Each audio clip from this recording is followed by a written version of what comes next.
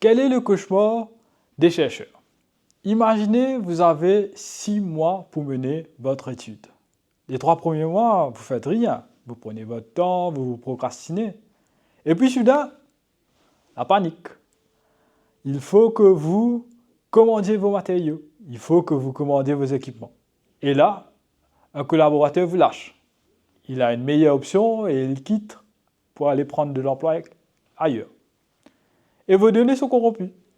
Résultat, vous passez des nuits blanches à travailler et à essayer de soutenir un projet et un rapport. Vous demandez un report, mais cela n'est pas possible, c'est un financement.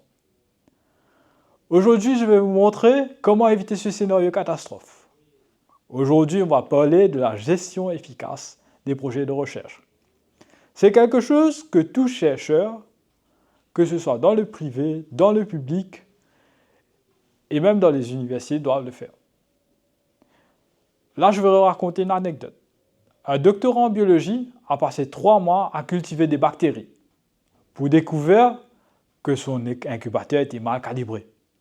Tout recommencer? Non. Avec une bonne gestion, il aurait dû détecter le problème en 2 jours. Mais il n'en a pas fait. Donc, il est très important de savoir comment gérer les projets de recherche. Phase 1. Planification implacable. Là, il y a plusieurs outils qui peuvent être utilisés. Les outils visuels, tels que le diagramme de Gantt, le Gantt chart, comme on dit en anglais, c'est décomposer chaque tâche à son niveau le plus simple. Donc, il faut assigner des responsabilités à ces tâches et visualiser des dépendances.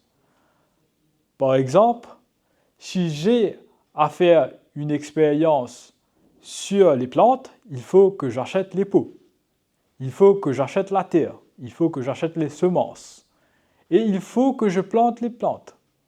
Donc, au final, tout va dépendre de l'achat du pot, que je remplisse le pot avec de la terre, que je mette la graine dans la terre, dans le pot, et que j'attends que la plante commence à pousser.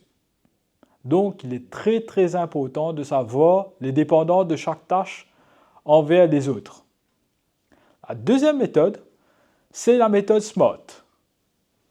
Donc, vos objectifs de recherche doivent être spécifiques, doivent être mesurables, doivent être atteignables, doivent être réalistes et doivent être temporels. Par exemple, les objectifs spécifiques, je vais recruter 30 participants au lieu de dire je vais juste faire des entretiens. Donc, il faut être très spécifique. 30 participants et faire des entretiens.